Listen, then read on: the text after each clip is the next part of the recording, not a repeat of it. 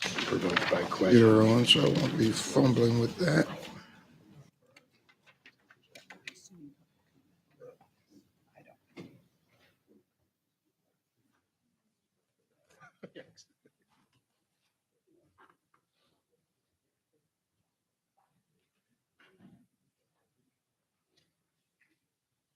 I will call this meeting to order. Will be led in the Pledge of Allegiance by Robert Blem, a civilian, and that will be followed by the invocation by Chaplain Tony Johnson.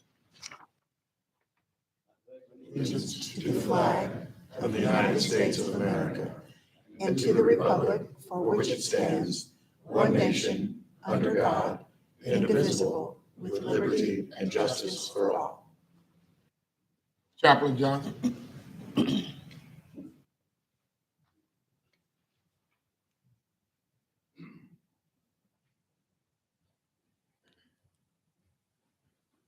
Shall we pray? God, we come to you to say thank you for this day. God, we thank you for this gathering. God, we realize that you are the supreme being, that you still rule this planet that is called Earth. Lord, in you we have our being, our movement. Everything we do is because you allow us to do it. Whether we give you recognition or not, God, you are the one who allow us to do it. God, we pray for this meeting today, this commissioners. We pray for these officers. We pray for the ones who have been injured in the line of duty. We have 3 officers that were injured. Then we pray for the ones who have fallen. And God, we ask, God, that you would be with each and every officer as they leave their house in the morning or the afternoon. They put their badge, their gun, everything on. We realize, God, that they're risking their lives. And God, I ask for your protection. I ask for your guidance. I pray for our chief. Pray that you continue to give her wisdom. Pray for our mayor. Pray for this president of this commission. Then, Lord, I ask that you bless each and every officer, each and every personnel that's a part of this wonderful city. Thank you, God. We love you. We praise you. It's in the matchless name of the one who said, and if I be lifted up from the earth, I would draw all men unto me. It's in that name that we pray. And the people said amen. Amen.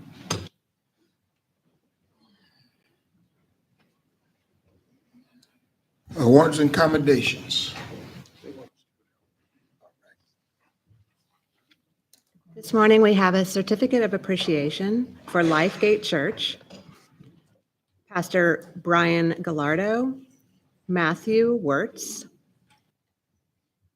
Alex Wilder, Pastor Jillian Gallardo, Justine Usry, Janae Carr, and Duran Carr.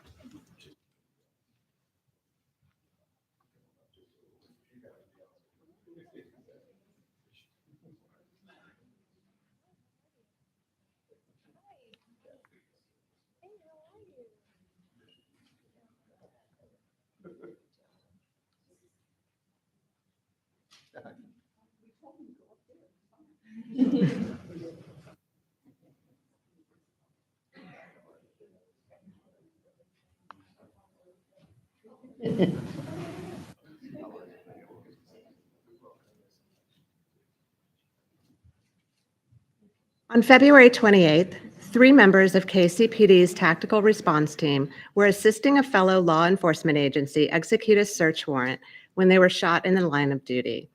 Each member suffered serious injuries and are currently recovering and rehabilitating. Their shooting prompted a standoff. A typical standoff might last 4 to 6 hours, but this one would last almost 24 hours through the night and into most of the next day in the parking lot of Lifegate Church. Members of the church, Pastor Brian Gallardo, Matthew Wirtz, Alex Wilder, Pastor Jillian Gallardo, Justine Usry, Janae Clark, and Duran Carr were incredibly gracious and helpful to all of our department members on site, as well as the other law enforcement agencies assisting us. Throughout the entire standoff, this group opened their doors to law enforcement, providing our members with snacks, drinks, coffee, and shelter. They gave KCPD members anything they needed to sustain themselves. When this tense situation ended, our church members invited KCPD back and prayed for all of our department members. For their outstanding assistance to the Kansas City, Missouri Police Department, Chief Stacy Graves, along with the Board of Police Commissioners, is pleased to present the Certificate of Appreciation to Pastor Brian Gallardo,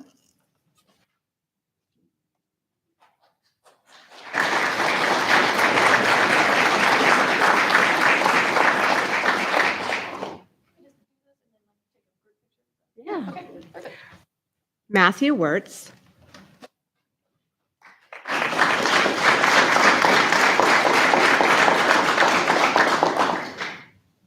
Alex Wilder,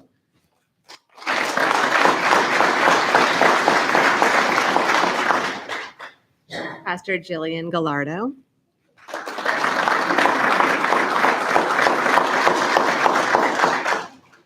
Justine Esri,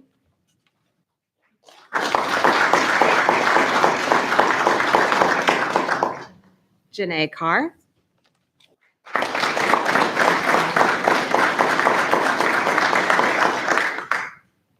and Duran Carr.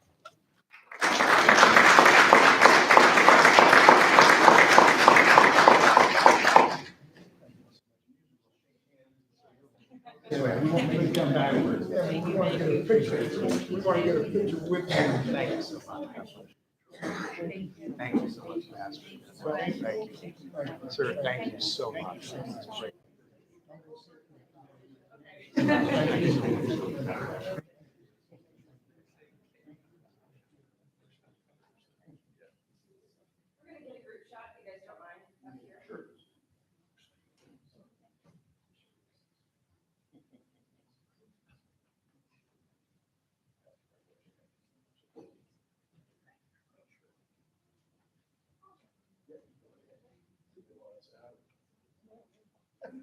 You want us out of now?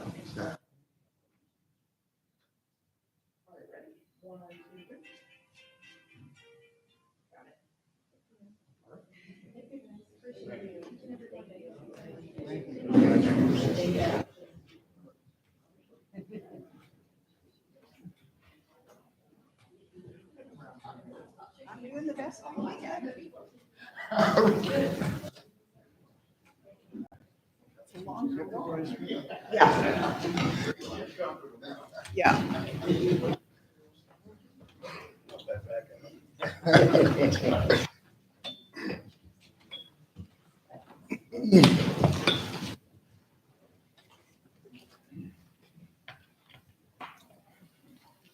And one of the things that I have said to many folks that have asked me about how we curb crime, and this is a perfect example of it, it's community. There are a lot of things that community can do that no one person or no one entity can do. And so we're thankful to all of our community partners, such as Pastor Gerlado, but then to all of the other community partners and churches. That's what has to happen in order for there to be a great impact on our community. And so we thank all of our community partners who pitch in to help. All right, guest presentations. Update from the Police Foundation. I almost call him Pastor Ty Grant, President Ty Grant. I'm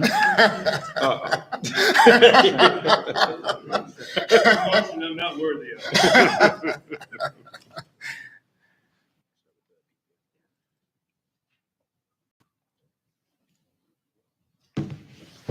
Good morning, everyone. Morning. Very happy I got to see that presentation from involving Lifegate Church. Very nice.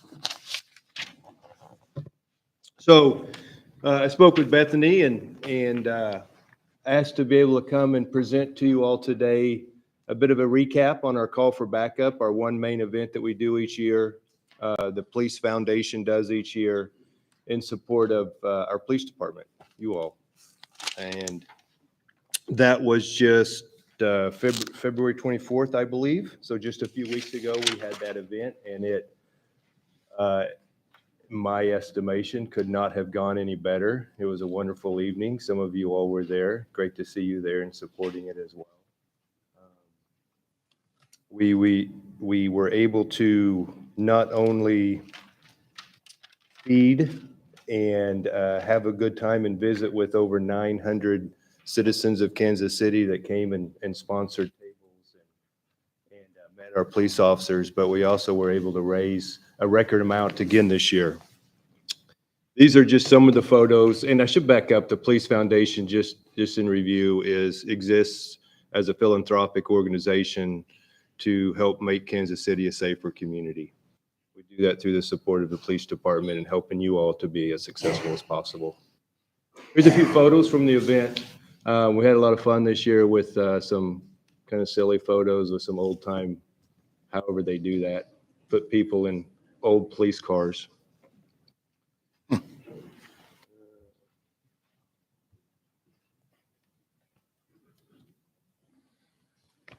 Just a few numbers here to show the success of the evening and the foundation, which really it's not, I don't think it's the success of the foundation, it's the success of the officers in this room and what you all do and the community support, as we just saw, for your efforts. So comparing 3 years, in 2021 we did not host an event, but we simply had a community philanthropic opportunity. So I don't have that up here, but in sponsorships alone, which we were sold out prior to Christmas, that's 95 tables at a minimum of $3,000 per table. We raised over $1 million. That's the first time we have done that. We have a bid for backup during the event and straight donations to a cause. And that's just shy of $300,000 this year. We received $30,000 post-event. So add all that together, we had over $1.3 million from the call for backup we raised for the police department, along with another match of $500,000 and over $1.8 million for the police department this year. Yeah, big total, 8% increase from last year. And as you can see over the years, it's increased. One of the numbers I like over here on the left, 80% of all tables at the event gave. That 78 tables includes volunteer tables. I always like to look after the event. There's a lot of police officers, Chief, that gave as well. That's pretty neat.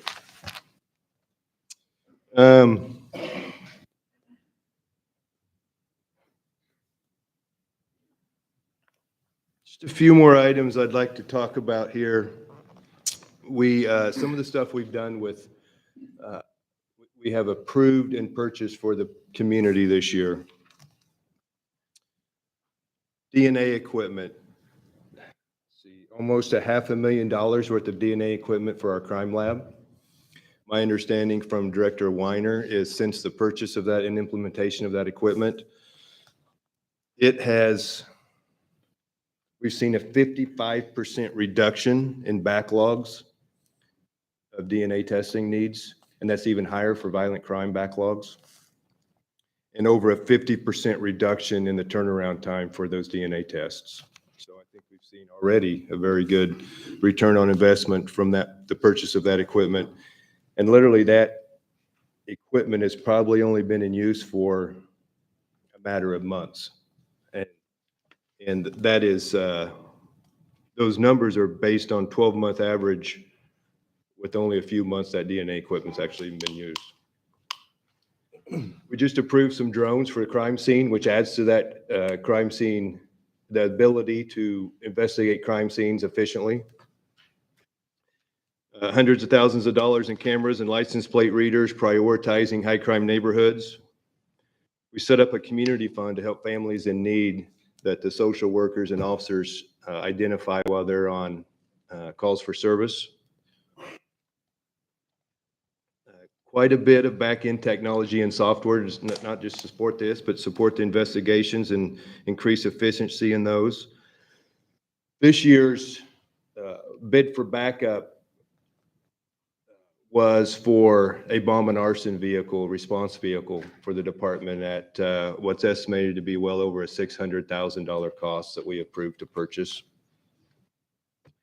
And post-event, with the partnership with the fine members of the Dramus Foundation, we, I believe 2 weeks ago, we sent 3 of KCPD's department members to Texas and purchased 2 new dual-purpose canines for the police department. We knew that there was a huge void of canines even prior to the unfortunate death of Jim and Champ, but that just created an even bigger void.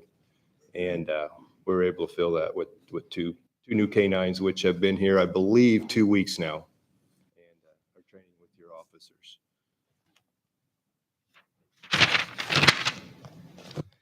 And so, again, just to reiterate, I think this, the success of the call for backup and of the Police Foundation is indicative of the support that you all have in our community for what you do and the way you do it. And I personally appreciate that as well. I'll be happy to take any questions. I may just make a few comments. First, I'll start off light. If you look at the first slide picture, you see how the person who's presenting gets to pick the best picture of themselves. So if you look at, I did not put this together, Mayor. if you look at Mr. Grant with the Attorney General versus some others pictured with him, but It that's is a good picture, though. It's a good pick. Save that one. I wanted to commend you on the event that you brought together. It was, I go to a lot of meetings, events, and rooms. It was one of the most bipartisan rooms in the city that I had an opportunity to attend an event for. I think it brought a lot of people together. And I think you noted well, Mr. Grant, that it gave us the opportunity to be united in supporting the Kansas City Police Department. I also want to commend the chief, who I think gave just absolutely exceptional comments at a time that was very tough for this department and the city. I really have not heard better remarks in some time. So I thank you for that. And I think for setting a good tone, but a strong one in support of the Kansas City Police Department. And Mr. Grant, I thank you for all your work, and just each year you keep doing better and better. So we look forward to seeing you all cross $2 million or more. And thank you for your support here. Thank you, Mr. Chair. If I could, please, just make one quick comment. I just can't say enough about how the Police Foundation helps KCPD. There are so many things that we wouldn't be able to afford, or the technology that we need, or even the training. And it is just priceless. Everything from a drone at a crime scene to a bomb and arson truck to training that I want to bring to Kansas City PD. And that's some of the things that I talked about at the community forum, like a de-escalation training, and also a marketing piece. So there are so many things that the Police Foundation assists us with, and it's just priceless. And I can't thank you enough. Thank you very much. I appreciate it. And just walking into that room every year, just seeing all the support for us is from a lot of the most influential people in Kansas City. It's really nice to see, and it's really a blessing. So thank you. Very welcome. And kudos, Chief. As the mayor said, very nicely done on your speech. Councilman O'Neill, thank you for your support and for being there as well. I got to say one more thing. He really introduced me. Really, it was really good. He said a lot of great things about me. It was like a walk-up song. It was really great. In an introduction like that, you always wish that your mother would be there. Councilman O'Neill was there. Councilwoman Park Shaw was there as well. I think there were other council members there, but I know those two were there, and we appreciate the support that they have and that the Police Foundation provides us. If I might add one other thing too, the chief got me inspired. For those who wonder how you can grow contributions to the department just from this event, roughly 2 weeks ago, I had the opportunity on behalf of the city to apply for a license plate reader grant from the United States government. That would be about a $1.5 million grant. As part of any federal grant application, they ask about not just what potential match may come from the city or the department, but what other funding has happened in recent years or terms. The Police Foundation support giving us the ability to say that we have invested in this, and frankly invested mightily over the years, put us in a position, we don't know if we've gotten it yet, but at least we got through a first kind of cutting level. And it allows us to be able to apply for all of these sorts of things. So it's not just private donors, it's our private donors and public donors unlocking, I think, the opportunity to receive even more funds and get more attention. And that's something that's recognized at the federal level, regardless of administration. And I thank you all for that as well. Well, that's great to hear. And I think I would commit to being very interested in talking to you about possibly matching that $1.5 million grant. Understood. So thank you. And Ty, I just want to thank you personally too, because I know we've had conversations on the canine dogs. And for instance, I know one of the officers was tracking how much drugs his dog takes off the street, and it was over $2 million per dog. So these dogs are invaluable for just helping keep drugs off our streets and keeping our communities safe. And you took that to heart and got us 2 dogs, and just, appreciate everything you do in making a difference for this department. So thank you so much. Thank you very much. And I almost forgot, thank you for the assistance. We have pictures of the 2 new canines that were just purchased and 2 new members of KCPD. I believe that's Tex on the left and Rocco on the right. Just getting to learn what their new KCPD badge feels like. Yeah. Thank So you all Ty, very much. if you will, because we have a lot of people who watch this program, give a little information how people can get in contact with you. And, there may be more folks from the community that want to work with the foundation. Well, that's very kind. Thank you. We have a website, it's the Police Foundation of Kansas City. And I think anything you're looking for could be found on that website, to include my phone number, which I'll try my best to answer when you call, and we'll see what we can do to partner together. Thank you. Thank you. Mayor's designee from the city council. Today we have Councilman Kevin O'Neill from Kansas City's 1st District. As he comes up, I'll say a few things. There are many things to say about many elected officials in Kansas City, including this one speaking now. But I think that Kevin O'Neill is frankly one of the best. He's somebody who's been a consistent voice in support of Kansas City Police Department. And we appreciate his service and his visiting with us today. For those wondering, the 1st District is the northern portion of the city. When our redistricting goes into effect, it'll be all areas of the city north of 152 Highway and a few points south in the Northland region. Councilman O'Neill, however, is at large and takes that to heart, visiting every part of Kansas City. Thank you, Councilman. Thank you. I did want to appreciate your comment on you actually filled out that form to apply for that grant. I'm sure there's a staffer with a sore hand. That's right. Thank you all. I really want to start this off with thanking some people. I've been on the council now for 4 years and had the opportunity to serve with 4 liaisons to the city council, starting with Major Scott Simons, is now North Patrol, Major Kavanaugh, who was a great influence for me, Captain Danny Graves, really enjoyed him, and now we have Lionel Colin, Captain. So I just want to say thank you to those guys, because they really helped the city council immensely in working with the police department and such. I also want to thank all of our CIOs who have done a great job, and I've served with probably 6 or 7 of them throughout my 4-year tenure. And the social workers who are the unsung heroes who do a lot of work, and we really appreciate everything they do. I want to talk about just a couple things. First thing is, I think that the council and the board have had very little interaction prior to me getting on the council. And one of the things we've learned is there's a lot of separation between the police board and the city council. And a colleague and I, Raina Park Shaw, about a year ago, I guess, reached out, or maybe they reached out. I'm not sure who reached out, but we got in touch with Kathy Dean and Reverend Tolbert, and we decided to start having meetings because we didn't know each other and we didn't know much about each other. And I think that's been a really enlightening thing for me in learning about you two learning about us, common goals, and all the things that we don't work together with that we should, because I think it's easy to do. And I know you have quorum issues, but I would encourage all of you to kind of take that up and try to meet with different councilmen, and not the friendly ones, but maybe the ones that might need some convincing. I also wanted to, and this kind of came out at the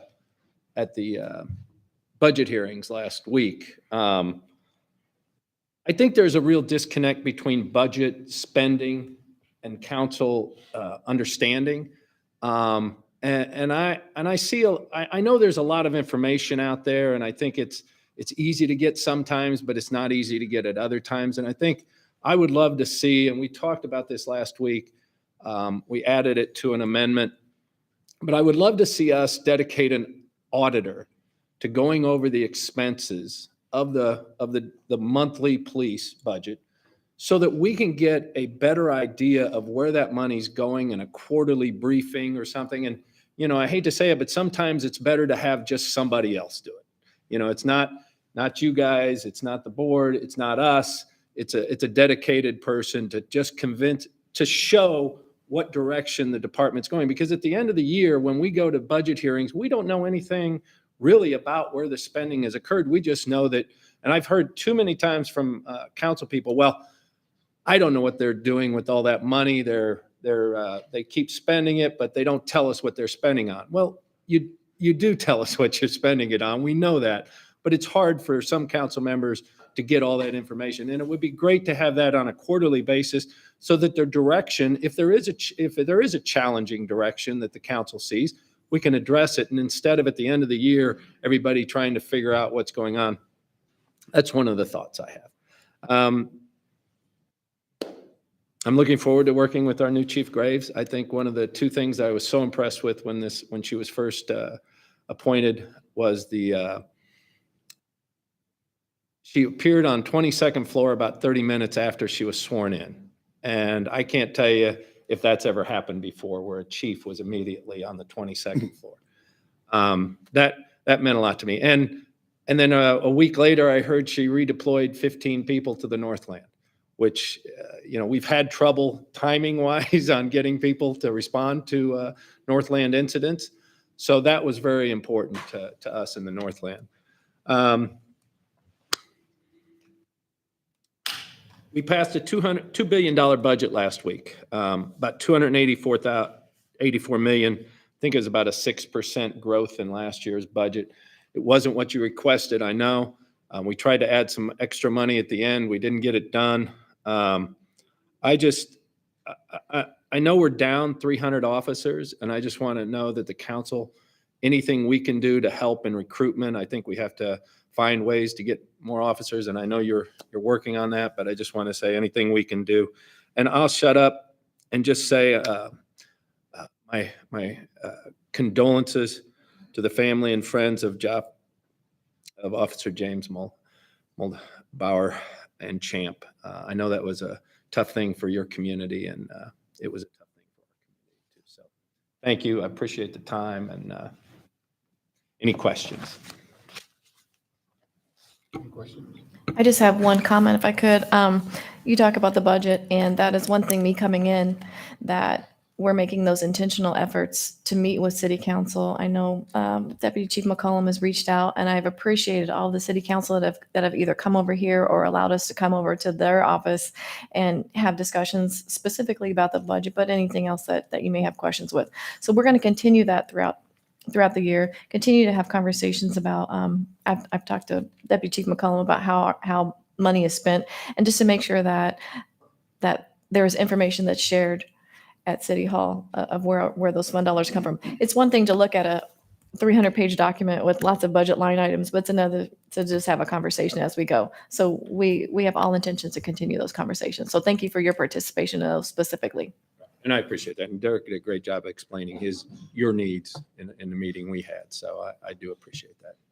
Thank you, guys. Well, Thank you. and, Thank you, and one more Councilman. thing on that too, Kevin, is I would personally like to understand a little bit more about the general fund and where those things come from to help us understand that 25%, because I know it gets a little, it's hard for us to understand what exactly goes into that, where that comes from, how that's calculated. So I would love to, meet with you guys and Better than me, because and learn a little bit about that as well. So I appreciate that. And I think that would help, with all of us in a working relationship. Glad to discuss it. So thanks. We've enjoyed the meetings, Kevin, Yeah. and we will definitely keep those up. But, there are questions from both sides, as Don has said. So, if we keep the dialogue up, we'll get some answers along the way. Thank you. All right, Investigations Bureau Deputy Chief Luis Ortiz. Good morning, Commissioners. My information is under tab A. You'll find a daily homicide analysis report or blue sheet that has some information on it. You will see that in 2023, we had 39 homicides so far. The average, or that's compared to 33 from 2022. The average is about 34 or 34. You'll also see that in 2021, we had 39 homicides, 35 in 2020, and 33 in 2019. We clear 12 homicides for this year. We also clear about 3 cases from previous years for a total of 15 in 2023. But I also want to talk about the other cases, the rest of the 27 cases that we're still working on. We have 8 cases right now waiting on a decision from our prosecutor's office. So this could be anytime that they're going to make a decision, either a committee or whenever they review those cases. We also have 1 case that we have a warrant for our suspect, and we're trying to get him into custody, so that case can also be clear. And we're waiting on 3 of the other cases. We're waiting on information from the search warrants that we applied for, so we're waiting for that information to come back to us. Then we have 14 cases left.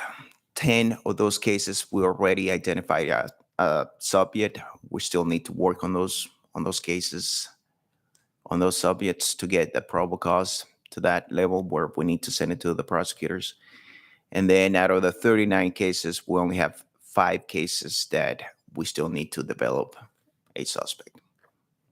So we continually work on these cases. So the clearance rate is one area, but we also have the other areas that we're still working on, and we have great work coming up in the previous months. So on those 8 that we're waiting on, what does that mean? It means that at any time, once the prosecutors review that case, then they're going to make a decision. And usually what they do it, or how they do it, is in a committee on Fridays. And that's when we go through those cases and they talk about the case, and they see what they have at that time and then make a decision. Do your officers participate in those meetings on Friday to answer their questions? Our detectives, yes. Homicide unit. Explain that just briefly, and I understand that at a certain point, these will be questions for our respective prosecutors' offices, but I assume you're describing the Jackson County procedure as distinct from the others, or do all of them follow that approach on homicide charge determinations, the Friday committee meeting? Jackson County is the Jackson only one. County. Yes. And so we have 8 cases now that are these, we're not just waiting on 8 determinations this week necessarily. Are these cases that, for whatever reason, seem to be more difficult or something of that sort, or are we actually just waiting on them for these 8 additional cases? We're waiting for the prosecutors to review that case, and then for that meeting to take place for them to make a decision. So if I could try to get a description here, is it that they'll work up a case, and at a certain point, a case will be ready for committee. And then when discussed at committee, everyone then has a discussion on charges. But there will be some cases, and we can think of those, where perhaps there's more work being done or an ongoing investigation or discussion, and those aren't even ready for presentment yet at committee. Correct. Okay, Yes. thank you. Okay, so you also have a copy of the fatal, non-fatal shooting comparison report. You will see that from January 1st to March 27 of this year, we had 105 non-fatal shootings victims. And in 2022, we had 92. So that's an increase of 14% for the year compared to last year. In February 2023, we had 35 fatal shootings, non-fatal shooting victims compared to 21 or the previous year. So that's an increase of 67% for the previous month. And I'll note here, Deputy Chief, it seems, I was going to see if February of this year was an aberration, but it almost seems like last year's was an aberration in the positive sense, that we were just down a lot and we've returned to some other norm. I don't know. I can't see an explanation for that necessarily. Just We have no patterns. We have no other indication that we have groups. Yes, we have some groups that are fighting with each other, feuding with each other, but that's not necessarily where all the crime is coming from. We have random acts of violence throughout the city. So I have a question too, and I know at the Police Foundation, I heard Attorney General Barr was talking about how in violent crimes, typically, 99% of the violent crimes are done by 1% of the community. Are we seeing that in our numbers? I mean, when you are checking on these people, do they have long rap sheets that just continue on? Is it typically the same 1% that we're seeing that we just haven't It is about prosecuted right. yet? Yes, ma'am. It is about right. And we see that the same suspects, same groups sometimes are going to be responsible for the majority of the time. And that's something that we were discussing earlier today also with the intelligence-led policing that we have. We compare these numbers and see that the same locations, the same time sometimes that we see the patterns. And that's where we get our resources. And we work with our patrol officers, with our community engagement division, with our investigative divisions. And we base that information, we're allocating those officers in those places that we see that we need it the most. And we have a great captain that is feeding us that information, Captain Buffman, and the intelligence-led policing that is also guiding us through all of this. But we see, to answer your question, yes, we see some of the same places, locations, and times. And is that primarily in Jackson County? Yes. Again, I think this leads back to our jail system too, because we're not able to jail these people or hold them accountable, or we're just not doing that. It's a little bit of both. I think that we'll definitely need a jail. And that's something that we gotta have that. Mr. Mayor, we're working on that, right? yeah, but I don't pretend to speak for any other jurisdictions I'm not a part of either. I think there's a lot more to be said on the jail conversation, both in the city and the county. And I don't know if the trajectory is always as positive as I would even like. Sorry. Thank you. Several counties that need a jail. There, Not just- yes, and I've shared this, but no one's cared. Actually, Councilman O'Neill joined me for this conversation too. We did visit with Platte County the other day that also has a substantial jail need and issue. They were interested in working collaboration with the city. That was in some ways, I think I'll just say, a more direct path about how we could coordinate. With respect to my peers in Jackson County, I think it's just a more complicated institution and process right now, and to share that. But we are committed still, at least from the city side, and seeing that we get some progress. I know Platte County is too. And so hopefully we have more to share very soon on that. My hope was we'd be in a better position now to be somewhere with that, but we're still looking to move forward. We'll keep working on it. Yes. Thank you. Thank you, Mr. Mayor.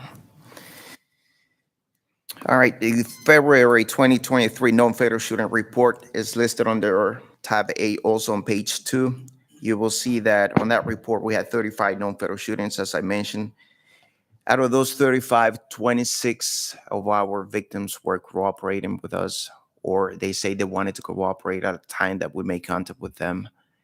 Those numbers change once our detectives come in and talk to them, whatever the reasons they give on that. But out of those 26, 16 of those victims were cooperating or cooperated with us at that time.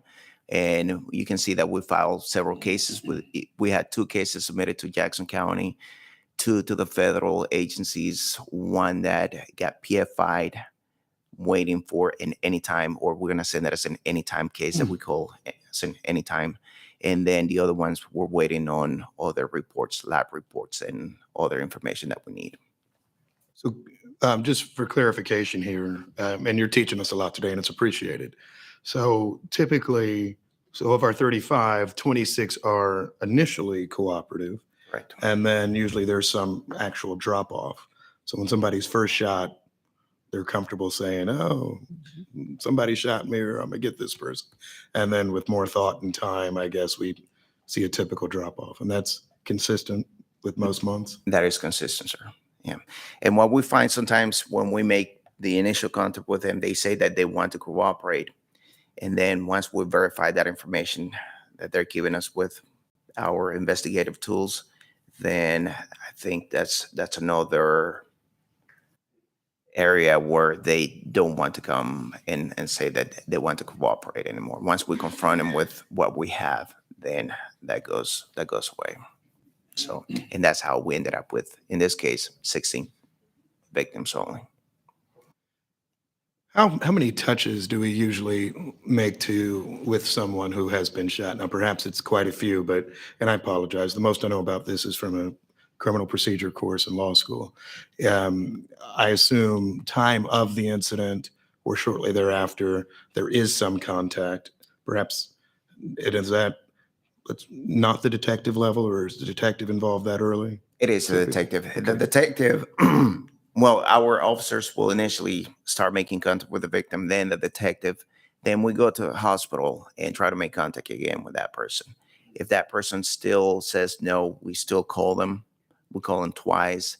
Then we try to do a residence check or knock and talk to make sure that we make contact with that person again, to ensure that that person does not want anything to do with us. And at that time, we take it that if they don't want to cooperate at that time, that we give our information to contact us again. And if they don't do that, then we know for sure that they don't want to talk to us anymore. So we do try several times, many times. Do you find that many times they're afraid to talk because of whoever shot them still out there and may come back and get them? I know this is kind of... That's one possibility. I believe that, and that's a very good one, because many times we know that they know each other. Sometimes they're neighbors, even family members. And yeah, that's a big one.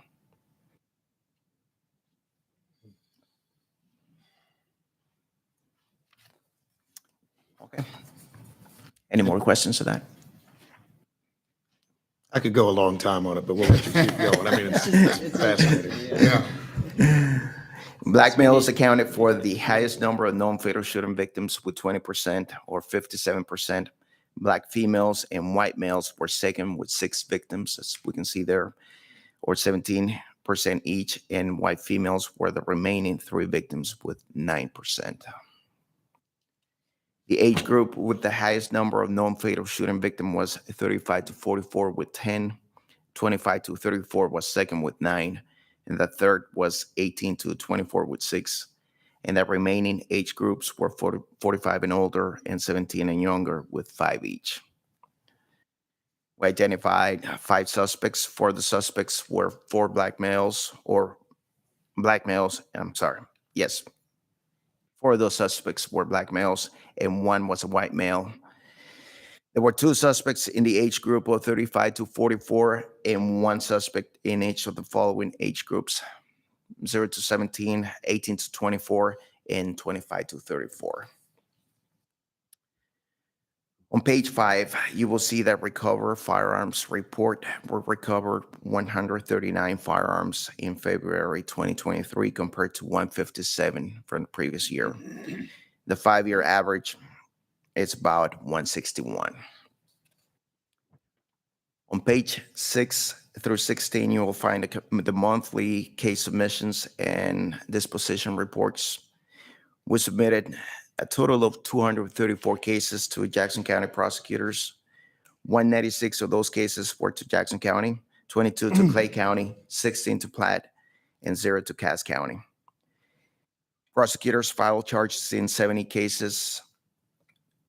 19 cases were charged in custody, and 51 were charged with warrants later on.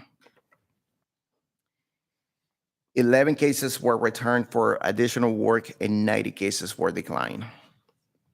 These numbers include cases that we submitted in previous months but came back in February. Declinations, we had 44 for Special Investigations Division, 20 for Violent Crimes Division, 22 for Property Crimes, and 4 for Traffic. 83 of the declinations that we got or we received back was from Jackson County. And prosecutor's discretion was the most cited reason with 33, followed by insufficient evidence with 30. Unless you have any more questions about that, that will conclude my presentation. Thank you. Thank you. Great presentation. It's a lot of details. and- Bishop, may I ask one very brief question? Well, may not be brief. The 0 to 17 age group, are we seeing an increase in the numbers involved in shootings, homicides, even suspects in that category? Because anecdotally, I visited with other mayors and police chiefs who were talking about a real challenge in that much younger age group. Absolutely. And yes, we do. We have seen a rise in that category. We're having a great working relationship with our juvenile system, and they have been helpful with everything that we're doing. So we hope that with the help of the Community Engagement Division and our Partners for Peace, that we can also tackle this in a different way. But yes, we have seen an increase on that. Thank you. Thank you. Patrol Bureau, Deputy Chief Joseph, maybe. Good morning, Commissioners. Morning. Excuse me, trying to get over cold, excuse me. My information is under tab B in your books, but it's also in your slideshow. I appreciate that. Thank you. Thank you. Here's the median response time report. The top chart shows the median response time for priority 10 and 20 calls. Excuse me, 10 calls. Calls that present extreme danger to human life. The median time for February 2023 was 7.55 minutes, or 7 minutes and 33 seconds.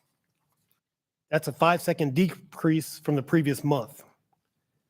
The bottom chart shows the median response times for priority 20 calls. That's calls where the potential for danger or injuries exists, but have not yet occurred. The median response time for priority 20 calls was 9.43 minutes, or 9 minutes and 26 seconds. That's a 4-second increase from the previous month. And as a reminder, these reports measure the amount of time it takes for officers to respond once a call taker enters a call for service. 911 hold times are tracked by the Executive Services Bureau, so that's a different report. Now, this slide shows the median response times for priority 10 and 20 calls broken out by division. The priority 10 calls are displayed in the chart on the left. Shoal Creek and Center Patrol divisions reported an increase in response times compared to last month. North Patrol, Metro Patrol, and East Patrol showed a decrease in response times. South Patrol essentially remained flat. I have a question. Yes. Why are those separate reports? Why can't we put them together? I mean, we want to know how long people are waiting before they talk to a dispatcher. But they're tracked on two separate systems. Well, so Mark is responsible for administration of the 911 call, where It's it's the municipal, correct, Mid-America Regional Council. okay. So that's one system. And then once it reaches our CAD and we take control of that, Yeah, that's our computer system. right, computer-aided dispatch. And so they're just two different systems. I mean, we can work on, we've actually looked at putting it together to see what you want, but this right now we think is the best representation to kind of explain what's going on. Like, for instance, you might get Stop a multiple. second. So if I asked you right now, how long does someone wait? You'd have to look at the CAD report and the MARC report, right? No, so how long someone waits is different from the response time reports that I'm reporting as a patrol bureau commander. Like, for instance, you might have one call, say a accident. Well, you might have multiple people calling for that same incident. You might have the caller who's involved. You might have third-party callers just driving down the highway. And so it's hard to track. It's impossible, actually, to track specifically that one caller to see how long that time waited under our current system, because there are two different systems that feed into that information. That makes sense? I mean, I feel your pain, I understand, but we'd have to individually go back to each call to see which call, I mean, now if you just ask me a specific incident, it's easy for me to look that up. But just to be able to report it monthly, it'd take thousands of people hours to go through the number. I mean, we get like 1 million calls a year. I don't want that. Right. We have better things for our people to be doing. Right. But it is frustrating when you think, I ought to be able to know from the time the call is started. But you made a good point. There are many different calls, especially for an accident. Right. But if there's ever an incident that you want a specific answer to that incident, then we can look at both of those metrics, add them up, and then give you that number. But I think it's a good reference point of just saying, typically a person takes this long to get a 911 call taker, and typically a priority 1 call is dispatched and responded to in this amount of time, or priority 2 call. And then we have other categories of calls that are less serious in nature, and they take longer, obviously, to dispatch on. Thank you. So when looking at priority 20 calls for service, and that's the chart on the right, most of the divisions showed an increase in response time, with the exception of South Patrol Division, which showed a modest decrease in response time, and Metro Patrol Division, which showed a significant decrease in response time. Now, one of the reasons that response time fluctuates from one month to the next is due to staffing. For example, Shoal Creek, which had the highest increase in median response time for priority 20 calls for service this month, had officers attending training, taking exception time in February at a greater average than compared to January. So this month it increased, and we'll have to see what happens next month. But also just volume of calls for service will increase response times.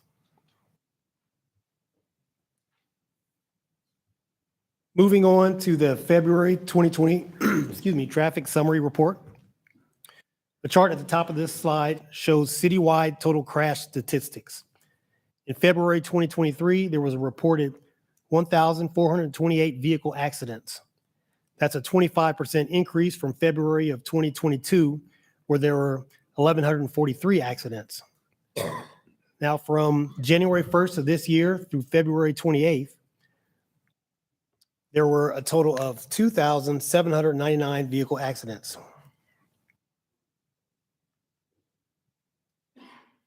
That's a 20% increase from 2022, where there are 2,339 accidents during the same time frame.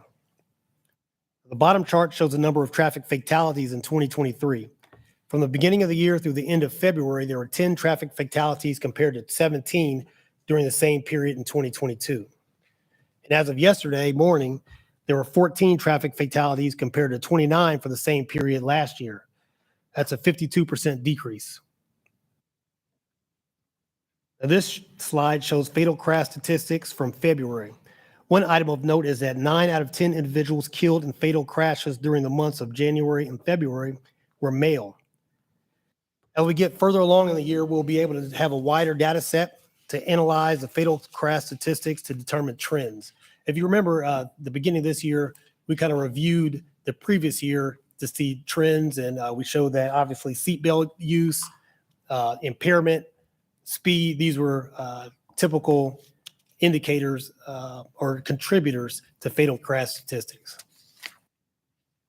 Are there any questions on the crash reports or the traffic reports? Now we'll have our monthly Community Engagement Division report by Social Services Supervisor Tamara McIntosh.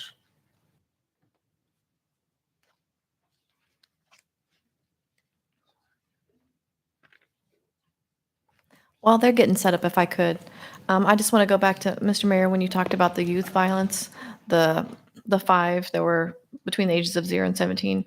I remember I talked about youth and my concern about the ages getting younger of those being involved in violent crime. I just want to talk briefly about some of the initiatives that we do and how we respond to that. And some of that does involve Supervisor McIntosh, who's with our social services. We do custom notifications. I think you might be familiar with that from the KC Nova days, and we do those with KCPD and in partnership with Partnering for Peace. We also do the risk for retaliations. It seems like oftentimes youth that are involved in violent crime are involved in groups. So obviously, if one youth is involved, we look at who else that youth is associated with. We go out and contact some of those contacts or their friends or associates to let them know about the risk for retaliation. I want to speak specifically. I don't want to say anything that's identifiable in this, but this past, I think it was in February or a couple weeks ago. It was in March, I apologize, where in our shoot review, we had a conversation involving an emerging group, a youth group. When I say youth group, it almost sounds like church, but it was definitely not church. So there was a custom notification made where the youth and his mother were present. There was a very robust conversation that we feel like we're hopefully being that violence interrupter, where we're coming in before it grows into a large organized group gang type violence. So we are trying to catch those sooner. We're really paying attention. We're bringing in our SROs. We have our community engagement division. We have our social services. We have Partnering for Peace. So there's a lot of things that we're bringing into some of those conversations to try to combat some of that violent crime. We will be doing an initiative in the coming weeks in the month of April, so in a specific part of our city where we are seeing youth involved in group violence, and that will involve a community piece where we're having conversations with people who live in that area whose youth may be involved to try to figure out like what is the drive to get involved in this type of activity, and also what we can do to curb that and maybe redirect. Also, I don't really want to talk too awful much about it because we'll talk about it later, but there'll be an enforcement piece, but there'll also be an area canvas. So that's another thing that Partnering for Peace and our community engagement division does. We're going out and canvassing areas, and also our members are also making some of these scenes, whether they be a homicide or otherwise. We're trying to be there right on scene to try to connect them to resources, or really just to redirect, stop the violence. So I just wanted to just kind of touch on that. That's wholeheartedly on our radar. We are paying attention to that. I just felt like I would have been remiss not to specifically talk about those 5 youth. Appreciate that. Can I ask one follow-up question for you, Chief, or any of you? Those of us who came up in the 20th century, I think, would understand youth violence, particularly youth involved, as sometimes having a gang beginning, right? There was some older person who is giving you firearms or narcotics for sales or getting you into that type of activity. Are we seeing a situation now where you mentioned kind of the youth collaborations or groups? Is this a bunch of 13-year-olds or 14-year-olds that are kind of getting together and saying, we will run this block now and 55th Street is is ours? Is it still that sort of thing that has that connection to a more senior in age type of person who's starting it? I understand it might also be a mix of both. But. I think it's a mix, but like we are seeing those 14 to 16, 17-year-olds involved in group violence. When I say group, like it's a collaboration of youth. I wouldn't necessarily say, and you guys speak on my behalf too, that I wouldn't necessarily say we're like claiming a specific area. Maybe some are, some aren't, but it's mostly an association. And like and conflicts because of those associations, and then the violence that arises out of that. Anything on that? And another thing that's fueling the violence is social media, and people are able to reach out and argue. And it seems like before, when we might have a cooling off period, that is not being reflected currently because they're able to feud back and forth with social media. You have youth of any age, like you're right, sometimes they're directed by older folks. Sometimes it's just a group of youth. They could be geographically based. It could be people who used to live together, then they moved apart. I mean, Kansas City is a very mobile city, so we have hybrid groups and gangs. It's not quite as stratified as you would say Chicago neighborhood-based gangs, and we use group now as opposed to gang because if you have a group of individuals who might not call themselves anything, who might not wear identifying colors, but they're still engaged in criminal activity in concert together, then what difference does it make if it's a group or a gang? I mean, we still need to interrupt and interdict that behavior. Now, gangs, if they are officially identified as gangs, we have a couple extra tools we can use, but typically we go after both the same with messaging, offering services, alternative to the way of life. Then also, though, you have the carrot and stick, where if you continue to prey upon people, then we have to go after you with enforcement activity. Thank you. And that's exactly what I wanted to mention also. Deputy Chief maybe mentioned, and you mentioned also the structure. We don't have that in Kansas City, as we know. We have that cyber. What that means is that this group of kids can just come up and, let's say, for example, commit any robberies. And in the past, that used to go to the hierarchy of the gangs, but now it's just individually just getting whatever they can, but acting as a group to commit those robberies. That's just an example. So we don't have the structure that many other cities, Chicago, LA, or other cities have.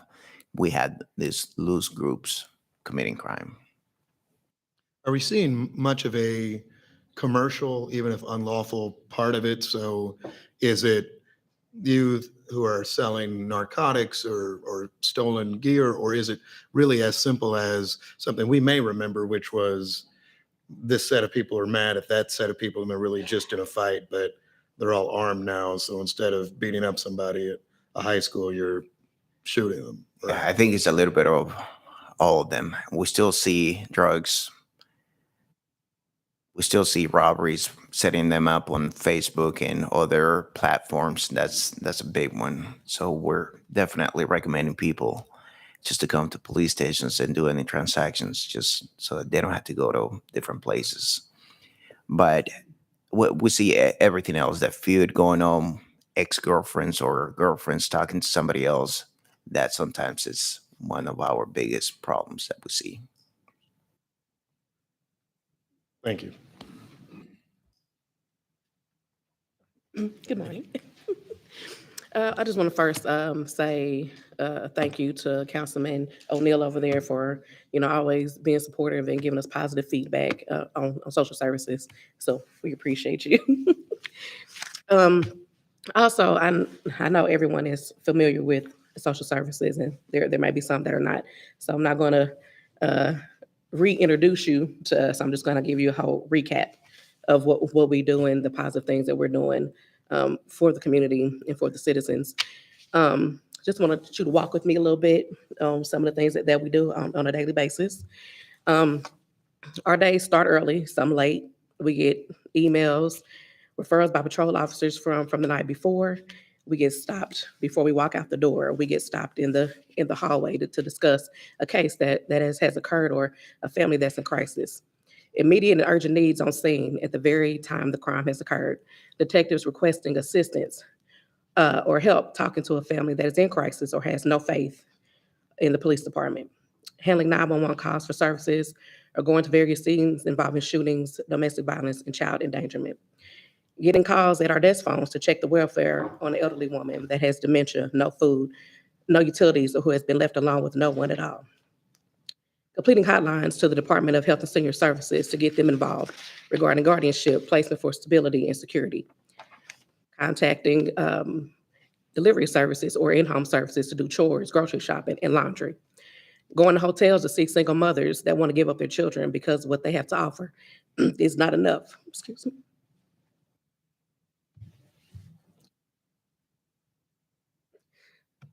To care for them.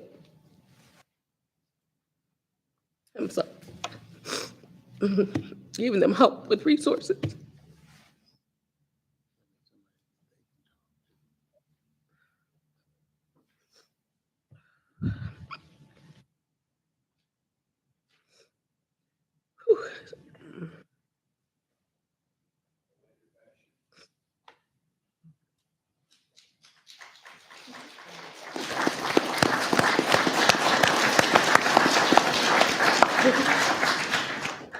And this shows why it's so important that someone like you is doing this job, because you care about these people.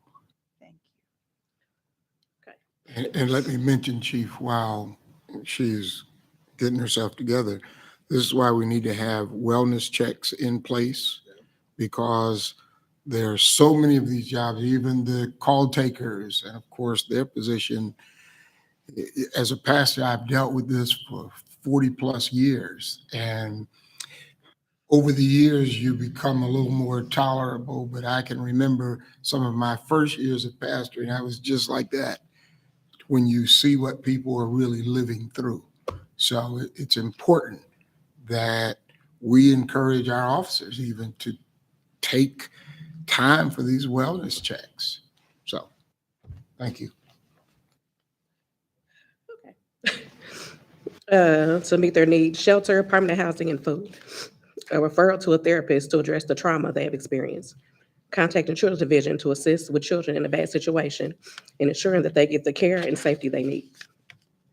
Assisting families with misbehaved children, talking to the parents and putting services in place to address the behaviors. Setting up family therapy to bring them back together, or maybe residential placement is more appropriate. When presented with the homicide, victims' families who went from possible stable life to now turmoil and feel like they have lost everything. Social services and community partners are able to help with the hotel for safety, food for the family, and relocation if necessary. Helping displaced undocumented citizens who found themselves, for example, someone with a substance abuse problem that took them in and quickly put them out with nowhere to go. No job, no money, no food, just the clothes on their backs. Social services reaching out to partners for beds, getting donations from citizens for food, utilizing South Patrol's resource room and getting hygiene items, clothing, laundry detergent, transporting moms to and from laundromats so they can wash their kids' clothes for free. Obtaining assistance with work permit and counseling. Sometimes we're calling 15 to 20 shelters in a day throughout the metro and other cities such as Joplin, Jefferson City, Warrensburg, Columbia, Springfield, Topeka, Kansas, Wichita, and Pittsburgh, Kansas, for most of them to say they have no availability. Working with violent crime witnesses by personally transporting them out of state to help them get on their feet, and also help with the PSD or the trauma they've experienced into starting a new life and getting a new home and a second family. Where mom is ready to give up her parental rights because her and her 10-year-old son have nowhere to go. Receiving calls for human trafficking victims that need immediate safety and working with outside agencies and local partners to house these victims to help them get to a safe place. We are standing with officers, giving citizens of this community not only hope, but a sense of relief, knowing that someone cared enough to come see about me, to call me, to catch this.